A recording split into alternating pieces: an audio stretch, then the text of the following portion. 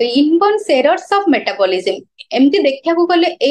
Term टा ही बहुत बड़ लगुच इन तो मु गोटे गोटे बुझौछि इनबॉर्न माने जन्म पाखरु एरर मीन्स किछि अबनॉर्मालिटी और किछि दोष इन मेटाबॉलिज्म माने कोन हम शरीर गोटे मनुष्यर शरीर आमे खाइबा खाउछु आम शरीर रे आमे कार्बोहाइड्रेट खाउछु प्रोटीन खाउछु फैट खाउछु तो सेई गुडा कोन होछि हम बॉडी रे जाईकी से जो आमे जो जिंस खाउछु से गुडा को भांगुची भल कि हजम होउची तापर सेथिरु हमर एनर्जी बाहरुची आउ सेई गुडा को जाईकी रक्त रे मिसुची तो एहा फल कोन होची हमर मनुष्य शरीर रो प्रत्येकटा सेल प्रत्येकटा टिश्यू जो अछि से सेई एनर्जी पाईकी से सेई एनर्जी को यूटिलाइज करके बा व्यवहार करके से विभिन्न प्रकार कार्य करूची आमे चलीबाठू बुलीबाठू हमर भाबिबा शक्तिठू पाठ पढ़िबाठू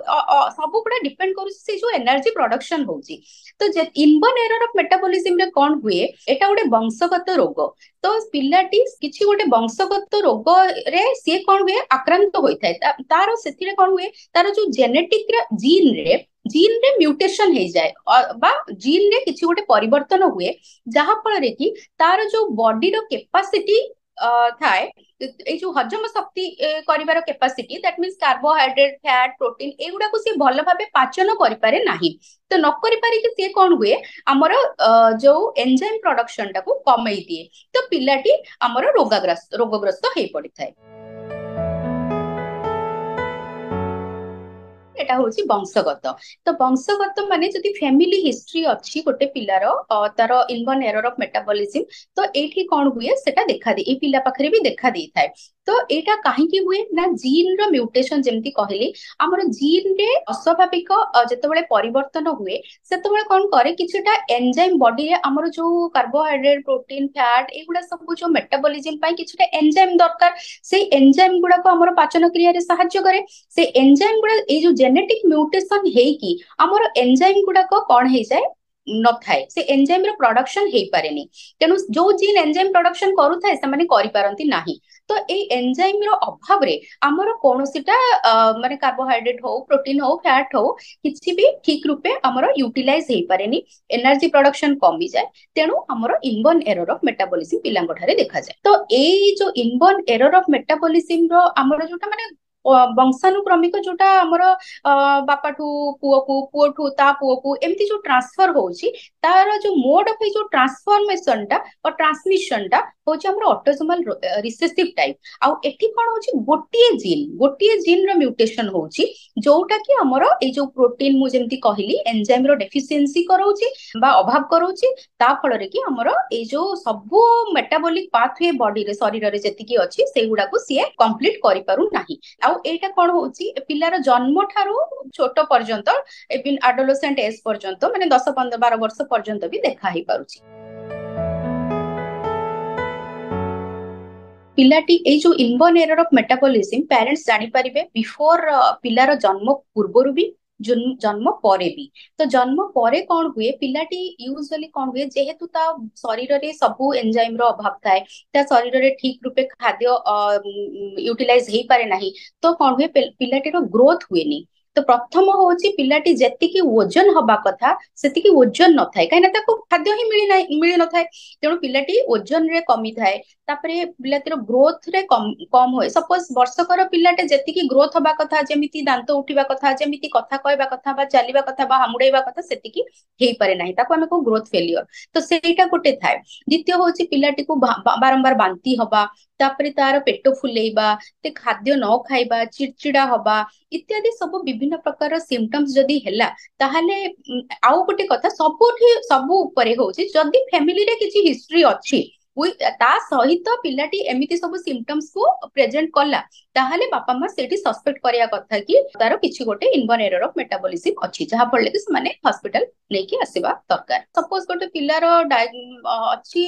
इनबॉर्न एरर ऑफ मेटाबॉलिज्म अछि जेमति मु कहली तारो खाद्य पदार्थ डाइजेस्ट हे परिबनी तेणु पिलार ग्रोथ हबनी पिला मेंटल रिटार्डेशन आसीबो पिलाटी इरिटेबल हेजिबो तापरे आउ कोन हबो बॉडी रे जो केमिकल्स गुडा को हमर खाद्य पदार्थ रु बाहरुची सेटा जेहेतु प्रॉपर्ली डाइजेशन हेई परिबनी से गुडा बॉडी रे जमाट बांधिबो तो सी प्रत्येकटा बॉडी रे विभिन्न प्रकार हार्म करिवो लाइक लिवर रे जमा है कि से केमिकल्स गुडा लिवर फेलियर करिवो तो एमती एई टाइप रो ताकू विभिन्न प्रकार ऑर्गन फेलियर को जीवो तो पिलाटीर लॉन्जिविटी बा जीवन काटा कमी जीवो तो एटा होची तेणु इनबॉर्न एरर ऑफ मेटाबॉलिज्म ता हम ट्रीटमेंट न करिबु तार साइड इफेक्ट रे पिलाटी हार्म हबो inborn error of metabolism actually parents तो आइडेंटिफाई करिया कष्ट किंतु जदि से माने डाउट कले जदि तांकर फैमिली हिस्ट्री अच्छी आ से माने पिलार ए सब सिम्पटम्स अच्छी से डाउट करूछंती कि इनबॉर्न किछि गोटा असुविधा अच्छी डॉक्टर पाखु आसिले तो आमे प्रथमे तार जेमति कि सब पेशेंट करो आमे तार ब्लड टेस्ट करिवु तो आजिकाली लैबोरेटरी सर्विसेज बहुत डेवलप्ड हेलानी तो सेही अनुसार तार हमर बहुत किछि बायोकेमिकल पैरामीटर्स अच्छी सेही पैरामीटर्स रे कोन आमे विभिन्न प्रकार एंजाइम आसे करि परिबु तो सेही बायोकेमिकल पैरामीटर्स आमे प्रथमे कोन करिवु आमे बहुत गुडा एंजाइम रो टेस्ट करि परिबु से एंजाइम एक्चुअली अच्छी बॉडी रे सेही लेवल रे अच्छी कि ताटू कम लेवल रे अच्छी कि ता नाही बिल्कुल नाही तो सेठी आमे से बायोकेमिकल टेस्ट रे प्रथमे जानि परिबु द्वितीय तो आमे सपोज ब्लड सुगर लेवल करेलु ब्लड सुगर टेस्ट करेला बेल को पिलाटीर suppose inborn error of metabolism अछि ताले ब्लड सुगर तार कम आसीबो काइना तार ग्लूकोज बॉडी रे तयारी हेई पारुनी कार्बोहाइड्रेट रु काइना एंजाइम नाही तापरे आमे तार सपोज ब्लड आउ गोटे टेस्ट हुए ब्लड अमोनिया लेवल कोन हुए सपोज पिलाटी प्रोटीन खाइला किंतु तार इनबॉर्न एरर ऑफ मेटाबॉलिज्म अछि ता प्रोटीन टा डाइजेस्ट हेई पारलानी तेनु सेठी कोन हैला तार बाय प्रोडक्ट प्रोटीन रो डाइजेशन रे जे गोटे बाय प्रोडक्ट माने गोटे अलगा गोटे साइड प्रोडक्ट बाहरे जोटा कि कहती अमोनिया तो अमोनिया टा बॉडी को क्षति पहुंचाए शरीर को क्षति पहुंचाए तो सेटा बढ़ी जीवो तो सेटा बढ़ी जाइछि तो सेई टेस्ट आमे करेबु तापरे सर्वपरे आसिला कोन जेनेटिक टेस्ट जेहेतु एटा होची गोटे genetic defect mutation of the gene रा होची इनबॉर्न एरर ऑफ मेटाबॉलिज्म तेणु आमे करिवु सीक्वेंसिंग माने आमे जीन रो सीक्वेंसिंग करिवु तो जेनेटिक टेस्ट करिकि आमे जानि परिबु जे एई पर्टिकुलर एई एंजाइम टार नाही कि एई जीन टा म्यूटेशन हेइची जहा फल रे कि एटा को आमे कहि परिबु जे एटा इनबॉर्न एरर ऑफ मेटाबॉलिज्म तो आजिकली पेरेंटल डायग्नोसिस प्रीनाटल डायग्नोसिस हमें ताको कहू प्रीनाटल डायग्नोसिस माने जन्म पूर्वरु जेतोले पिलाटी मा पेटरे अछि हमें ताको डायग्नोसिस करि परिबो तो प्रीनाटल डायग्नोसिस रे हमर कोन होउची गोटे जेनेटिक मैपिंग भी होउची जोटा कि हमें जीन्स थेरेपी पय हमें पठौछु हमें जेनेटिक म्यूटेशन रो एनालिसिस पय पठौछु एमनियोटिक फ्लूइड पठौछु सेटारे करि परिबो से आ तापरे होउची जेतोबेले हमर सपोज जेतोले पेरेंट्स जेमति पचारले कि कोन से करि परिबो जदि पेरेंट्स कर हिस्ट्री अच्छी तांकर फैमिली रे कहारो एई असुविधा अच्छी ताहले से होची से टेस्ट पई भी से माने करै परिबे तो आमे जेतोले पिलाटी थिबो मा पेट भितरे आमे एमनियोटिक फ्लूइड रु जेनेटिक टेस्ट करै कि जेनेटिक टेस्टिंग करै कि भी हमें जानि परिबे dietary actually inborn error of metabolism रो मेन ट्रीटमेंट भी होची डायटरी थेरापी तो डायटरी थेरापी माने सपोज गोटे पिलार लैक्टोज इंटॉलरेंस अछि सेटा भी गोटे इनबॉर्न एरर ऑफ मेटाबॉलिज्म तो तार फास्ट होची तार डाइट को हमें मॉडिफाई करिया को पड़िबो सपोज गोटे पिलार प्रोटीन रे असुविधा अछि प्रोटीन रो डाइजेशन रे असुविधा अछि इनबॉर्न एरर अछि तो हमें तार से जे मोड उदाहरण दउची सपोज पिलाटर प्रोटीन रो डाइट रे असुविधा अछि प्रोटीन रे डाइजेशन रे तो तार इनबॉर्न एरर एंजाइम डेफिशिएंसी अछि तेनु ताकू हमें केमती डाइट दबु ना जदी हमें बहुत प्रोटीन रेस्ट्रिक्टेड डाइट दबु ताहले कोन हबो प्रोटीन कमी जीवो तो बॉडी पिलाटीर जो ग्रोथ और डेवलपमेंट पाई जति की दरकार मिली परिबनी जदि हमें रेस्ट्रिक्शन न करिवु से एक्सेसिव प्रोटीन खाई दबो ताहले असुविधा कोन हबो जेहेतु एठी संपूर्ण रूपे डाइजेशन हेई पारुनी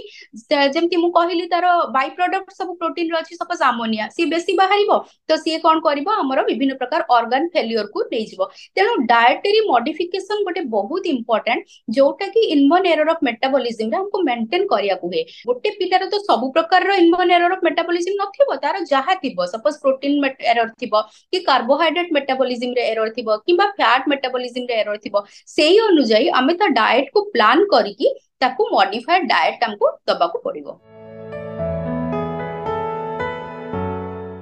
ट्रिटमेंट रे रोचे इनबोर्न एरर ऑफ मेटाबॉलिज्म रो ट्रिटमेंट यूजुअली तीन प्रकार रोचे। गोटे होची प्रथम मुख्य ट्रीटमेंट होची डायटरी मॉडिफिकेशन और डायटरी थेरापी। ता माने कोन डायटरी माने कोन हमें डाइट जेहेतु तार डाइट रे असुविधा होची पिलाटी खाद्य खाइला बेलकु तार ठीक रूपे हजम होउनी तार साइड इफेक्ट्स होची तेणु आमे तार डायटरी मॉडिफिकेशन करिवु लाइक जेमति कि से जदी कार्बोहाइड्रेट इंटॉलरेंस रहउची कि लैक्टोज इंटॉलरेंस रहउची आमे सेई जगह रे लैक्टोज इंटॉलरेंस जदी रहउची ताकू आमे क्षीर जातीय द्रव्य दबुनी। जदि कार्बोहाइड्रेट इंटॉलरेंस रहउची आमे सेई अनुसार तार लो कार्बोहाइड्रेट ता खाद्य रे रखिबु। कि जदि प्रोटीन रो असुविधा रहउची इनबोर्न एरर रहउची ताले आमे केमति गोटे मॉडिफाई फॉर्म रे ताकू प्रोटीन दबु जेपरि कि से ओवर प्रोटीन मा प्रोटीन बढ़ी जीवनी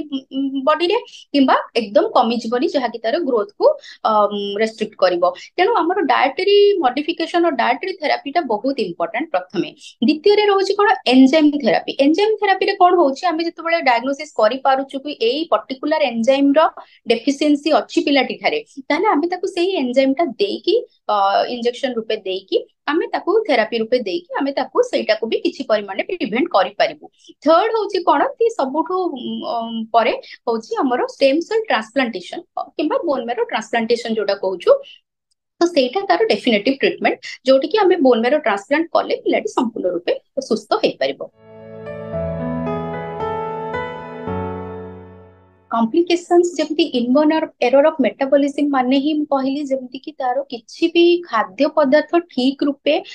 हजम हबनी सो दैट से किछि भी पाचन प्रक्रिया रे त्रुटि रहइबो तेनु पिलाटी को बॉडी रे एनर्जी मिलिबोनी। हमर कार्बोहाइड्रेट ता कोन होउची संपूर्ण रूपे जते बळे भांगी की हजम होउची सेटा ग्लूकोज बाहरुची। ग्लूकोज रो हमर एनर्जी प्रोडक्शन होउची से एनर्जी ता ब्लड को जाय की बॉडी रे विभिन्न टिश्यू और सेल को जाय की से काम करा करूची। हम जते प्रकार काम करूची हमर एनर्जी दरकार सेटा हमको ग्लूकोज मिलुची। सेमती फैटी एसिड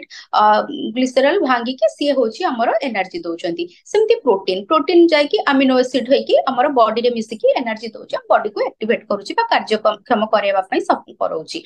तो हमर इनबोर्न एरर ऑफ मेटाबॉलिज्म रे कोन होची ए सब जिंस प्रोडक्शन हेई पारुनी। तो प्रथम कॉम्प्लिकेशन होची पिलाटी रो ग्रोथ ठीक से हबनी। पिलाटी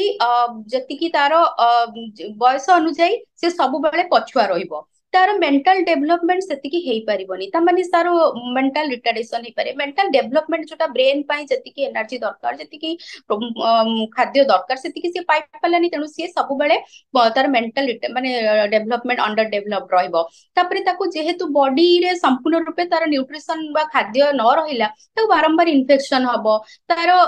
खाद्य न खाइ की पिलाटी दुर्बल होई पड़िबो कार्य करि परिबोनी। तापरे सबुठु बड़ कथा होची लिवर रे से जो बाय प्रोडक्ट जमती मु कहली जो सब बाहरुची संपूर्ण रूपे जते बेले पाचन क्रिया न हेई पारुची तार साइड प्रोडक्ट गुडा जो बाहरुची सेही गुडा सब ऑर्गन रे जमा है कि लिवर फेलियर करैबो हार्ट फेलियर करैबो एमिति पिलाटी नाना प्रकार रो कॉम्प्लिकेशंस तापरे इनबोर्न एरर ऑफ मेटाबॉलिज्म रे ताकू भोगिया को पड़ी थाए जदि तार प्रॉपर ट्रीटमेंट न हैला।